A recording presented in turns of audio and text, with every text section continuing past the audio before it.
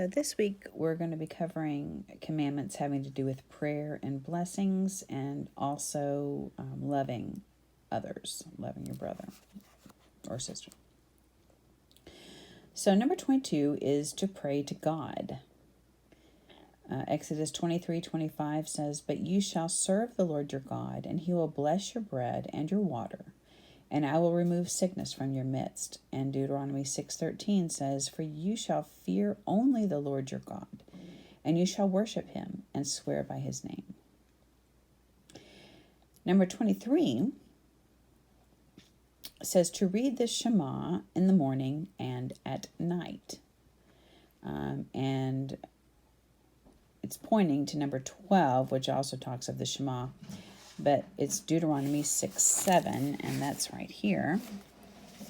And the Shema starts in, "Hear, O Israel, the Lord is our God, the Lord is one. And you shall love the Lord your God with all your heart, and with all your soul, and with all your might. And these words which I command you today shall be in your heart, and you shall teach them diligently to your sons or children, and talk of them when you sit in your house, when you walk by the way, when you lie down." So there's your evening. "And when you rise up," there's your morning. "And you shall bind them," those are the commandments, "as a sign on your hand, and they shall be as frontals on your forehead. And you shall write them on the doorpost of your house and on your gates." And there's the commandment about the mezuzah as well. So these are about the tefillin. We've read about those. And teaching Torah. You need to teach Torah. So that's the Shema. And it is a good idea to remember to love the Lord your God with all your heart, soul, mind, and strength, that he is one, and that we have a role to teach our children all of these things. It's a good idea to think about that at least twice a day.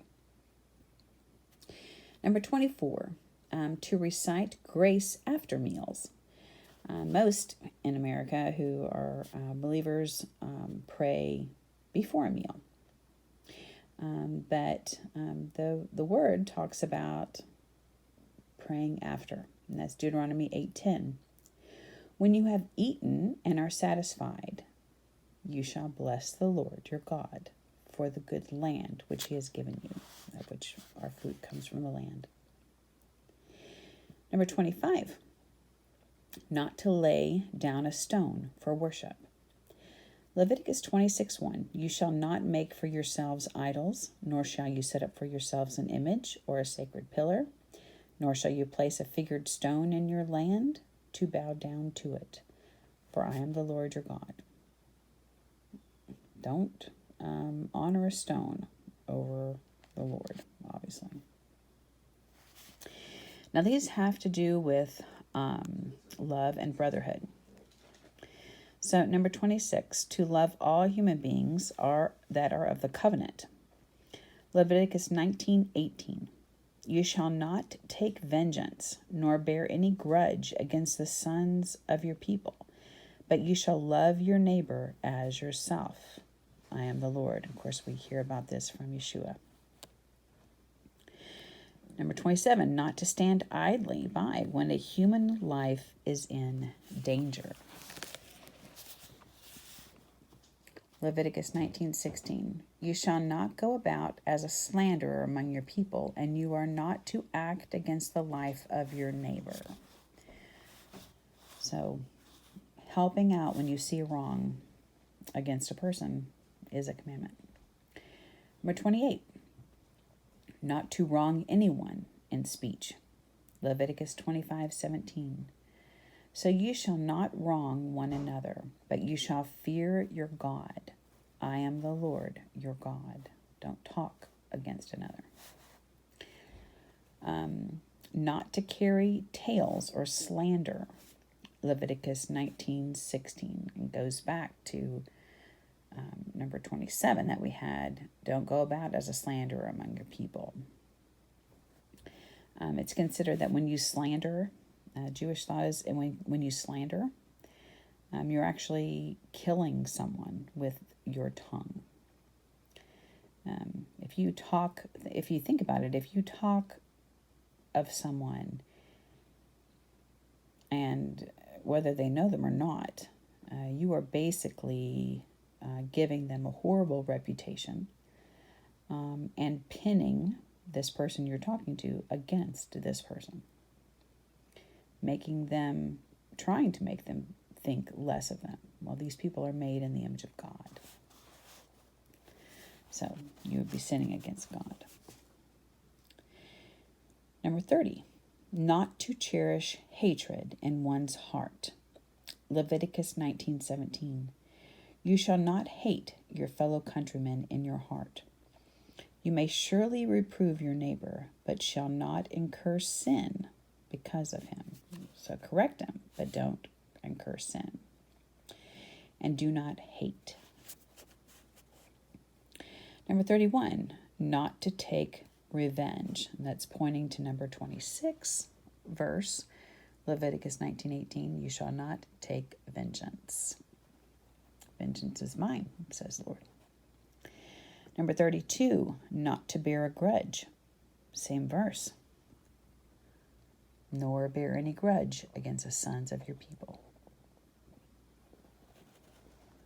Not to put any Jew or brother to shame. And that's number 30. So you may, reprove them, but don't incur sin because of them. Don't cause them to be shamed.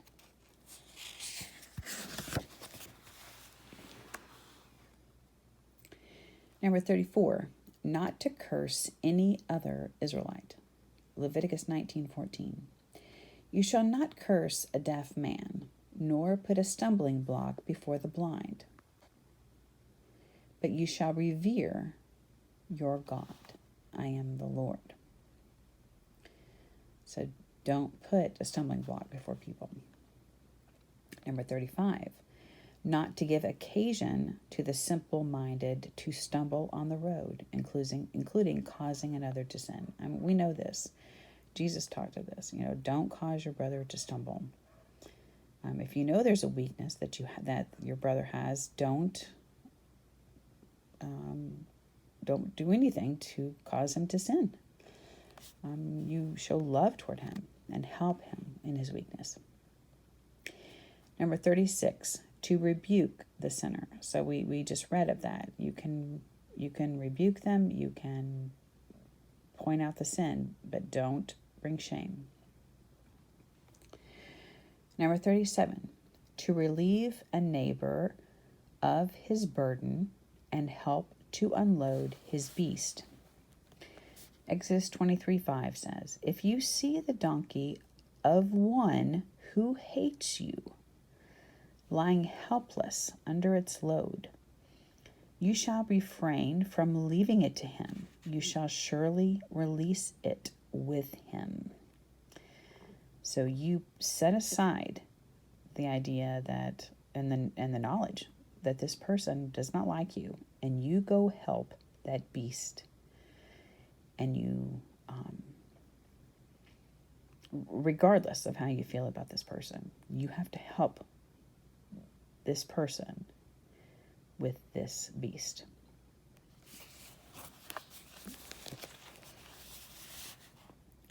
Number 38, to assist in replacing the load upon a neighbor's beast. Deuteronomy 22:4.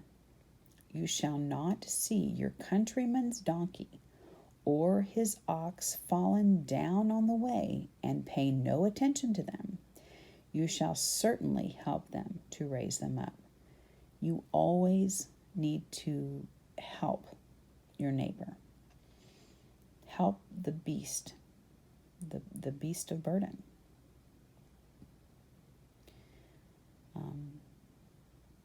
You're setting your own feelings aside. You're setting your priorities aside. Whatever you are trying to do and get to, or whatever that needs to come second. You are to help keep the animals of the earth. You are to love your neighbor as yourself. And then number 39, not to leave a beast that has fallen down beneath its burden unaided. And we just talked of that. Deuteronomy 22:4. You have to show kindness, whether it is a beast or man. You show kindness.